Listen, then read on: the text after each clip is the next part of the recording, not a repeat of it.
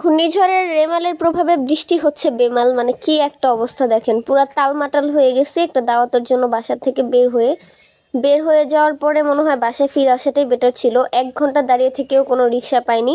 শেষে ছোট বোনের হাজবেন্ড যে রিক্সা করে যাচ্ছিল সেখানে আমাদেরকে পিক করে নিয়ে যায়, কিন্তু আম্মুর বাসার সামনে গিয়ে দেখি পানিতে এরকম একটা অবস্থা।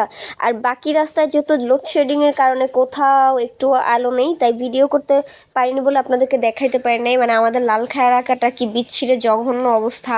হাজিবাড়ি থেকে শুরু করে লালখাই এলাকাটা পর্যন্ত পানিতে এমনভাবে ডুবা, মানে রিক্সার ভিতরে পানি ঢুকে যাচ্ছিল। রিক্সাওয়ালারা ভয় পাচ্ছিল যে ইঞ্জিনের পানি ঢুকে রিক্সা নষ্ট হয়ে যাবে। ভাড়া কয়েক গুণ দিলেও কেউই যেতে চাচ্ছিল না। সকাল থেকে কয়েকবার চেক করছিলাম যে বৃষ্টির আবহাওয়া কেমন, বৃষ্টি কমলে আম্মুর বাসায় যাব, যেহেতু ছোটো বোনের বার্থডে, সেটা সেলিব্রেট করতে হবে। কিন্তু কোনোভাবে বৃষ্টি কমে নাই। অবশেষে বৃষ্টি মাথায় করেই রাত 7টার দিকে আমরা বের হয়ে গেলাম। এত ভোগান্তির পরে বাসায় পৌঁছে দেখি সেই বাসাতেও কারেন্ট নাই। আমরা যাওয়ার 5 মিনিট আগেও কারেন্ট ছিল। তারপর বাবু তো গিয়ে নাচানাচি শুরু করছে। এদিকে বাবু দেখাচ্ছে যে বাবুর নানু আপা কীভাবে নাচে। নাচতে নাচতে সে কয়েকবার পড়েও গিয়েছিল। আর আমরা তার এটা দেখে খুব পরিমাণে বিনোদন পাচ্ছিলাম, যেহেতু কারেন্ট নাই, ওয়াইফাই নাই, নেটওয়ার্ক নাই, কিছুই নাই।